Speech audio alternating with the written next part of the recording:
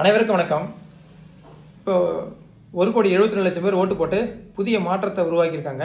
அந்த மாற்றத்துக்கான ஆட்சியில் எல்லாமே சூப்பராக ஃபேண்டாஸ்டிக்காக போயிட்டுருக்கு அப்படின்னு சொல்லி அந்த 1,00,00,000 பேர் காலரை தூக்கி விட்டுக்கிட்டு நடக்க முடியலை. காலரை தூக்கி விட்டுட்டு நடக்காமல் முகத்தை மூடிக்கிட்டு எப்படா முட்டு கொடுக்குறது, டெய்லி ஒரு பிரச்சனை வருது, என்னடா பண்ணுறது, எப்படி முட்டு கொடுக்குறதுனே தெரியலையேன்னு கவலையில் ஆழ்ந்து கிடக்கிற அந்த மக்களுக்கு மறுபடியும் இன்றைக்கி முட்டு கொடுக்கறதுக்கு ஒரு சம்பவம் நடந்திருக்கு. என்னென்னா, தாவேக வழக்கறிஞரை வழக்கு போட்டிருக்காங்க ஒரு பெண்மணி. அதாவது அரசு வழக்கு நியமனத்தில் முறைகேடு நடந்திருக்கு, 5 லட்சத்துலேருந்து 30 லட்சம் வரைக்கும் லஞ்சம் வாங்கிட்டு பொறுப்பு போட்டிருக்காங்க அப்படின்னு சொல்லிட்டு குற்றச்சாட்டு வந்திருக்கு. ஆட்சிக்கு அதாவது ஃப்ரெஷ் கவர்மெண்ட்டு, க்ளீன் கவர்மெண்ட்டு. நம்ம வைக்க சொல்லுவார் க்ளீன் கரப்ஷனை ஒழிச்சிட்டாருங்க. விஜய் கரப்ஷனை ஒழிச்சிட்டாருங்க. எப்படிங்க சொன்னாங்க, எங்கள் எம்எல்ஏவெல்லாம் ராஜினாமா பண்ணிட்டு வர சொன்னாருங்க, அப்படி தாங்க ஒழிச்சாரு. எம்எல்ஏவெல்லாம் ராஜினாமா பண்ணிட்டு வர சொல்லி தாங்க ஒழிச்சாரு. முன்னாள் வழக்கு நிலுவையில் இருக்கிற முன்னாள் அமைச்சர்கள்லாம் தன் கட்சியில் சேர்த்து ஒழிச்சாருங்க. சட்டசபையில் எப்படி வீரவசனம் பேசினார், தொடமாட்டோம், மக்கள் பணத்தை தொட்டவர்களையும் விடமாட்டோம், விடமாட்டோம், தொட்டவர்களையும் விடமாட்டோம், யாரையும் விடமாட்டோம், எங்கேயும் விடமாட்டோம், படமாட்டோம், அதமாட்டோம், இதமாட்டோம், அங்கே மாட்டோம், இங்கே மாட்டோம், எல்லாரையும் அணைச்சி நாங்களே வச்சுக்கப்போம் அப்படின்னு சொல்லி செயல்படுத்திக்கிட்டு இருக்காரு.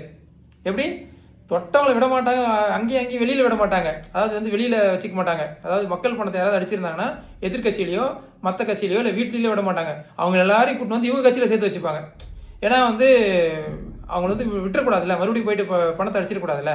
அந்த நல்ல எண்ணம் நம்ம உண்மையுமே நல்ல எண்ணங்க தளபதி விஜய்க்கு. இப்போ மறுபடியும் மற்ற கட்சியில் விட்டு ஏற்கனவே கெட்டு நாசமாக போய் மக்கள் பணத்தெல்லாம் கொள்ளடிச்சிருக்காங்க. அப்போ இருக்கிற அந்த கொள்ளடிச்ச ஊழல் வழக்கு இருக்கலாம் கூட்டு நம்ம கட்சியில் வச்சுக்கிட்டா அப்போ அவங்களை நம்ம நல்லவராக மாற்றிக்கலாம்ல. நம்ம வீட்டில் ஒரு வாஷிங் மிஷின் இருக்குல்ல, அது நம்புங்க. நீங்கள் இன்ஜினியரிங் டிகிரி வாங்கியிருக்கலாம், இல்லை நீங்கள் எம்பிபிஎஸ் படித்து டாக்டராக இருக்கலாம், இல்லை நீங்கள் ஆடிட்டராக இருக்கலாம், இல்லை நீங்கள் வக்கீலாக இருக்கலாம். ஆனால் என்ன பிரயோஜனம், என்ன கர்மம், என்ன கன்றாவி, தம்ம துண்டு மூளை இல்லையே. சினிமா கவர்ச்சிக்கெல்லாம் ஓட்டு போட்டிருக்கீங்க. என்ன தகுதி இருக்குன்னு ஓட்டு போட்டீங்க. மாற்றத்தை தூக்கி நிறுத்துவார், அப்படியே கொடி பறக்க மாற்றம்னு சொன்னீங்கல்ல. அதிமுக நடந்ததை விட அட்டுமணி நடக்குதா இல்லையா? எவ்வளோ ஜனநாயக விரோதமான செயல் நடக்குது. அது எதுவுமே உன் கண்ணுக்கு ஏன் பட மாட்டேங்குது? நான் என்ன கேட்குறேன், எதையும் சொல்ல வேண்டிய அவசியம் இல்லை.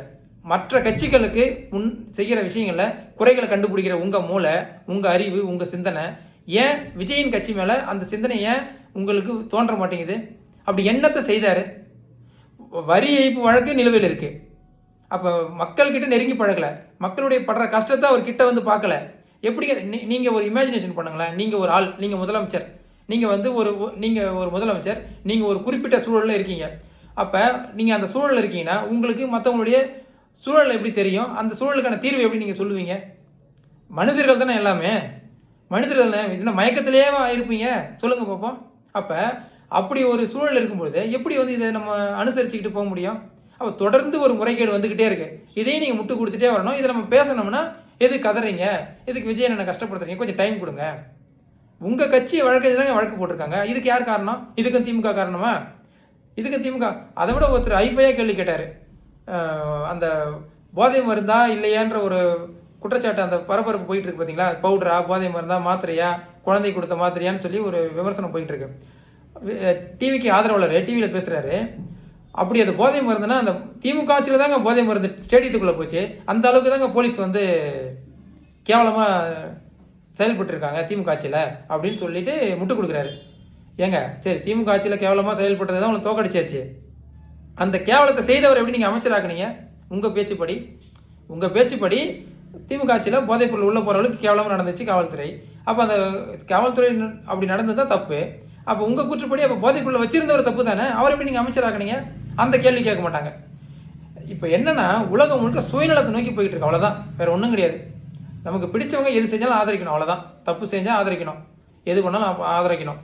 அதில் ஒரு பெண்மணி ரோஷம் உரிமைக்காக வழக்கு தொடுத்துருக்காங்க. அரசு வழக்கு நியமனத்தில் முறைகேடு நடந்திருக்குன்னு. உண்மையிலே அதை நம்ம வரவேற்கணும். இது போல் ஒவ்வொருத்தரும் தவறு நடக்கும் சுட்டி காட்டினா தான் அது நேர்மையை நோக்கி நகருவாங்க. எல்லாத்தையும் 9 கிரகம் உச்சத்தில் இருக்க, இன்னும் ஒரு கிரகம் கூட இறங்கி கிரகம் மாறலை அப்படின்ற ஒரு காரணத்துக்காக எது செய்தாலும் அனுசரிச்சுட்டு போனோன்னா இன்னும் நாடு நாசமாக தான் போகும். அதை யாராலையும் மாற்ற முடியாது. மீண்டும் சந்திப்போம். வணக்கம்.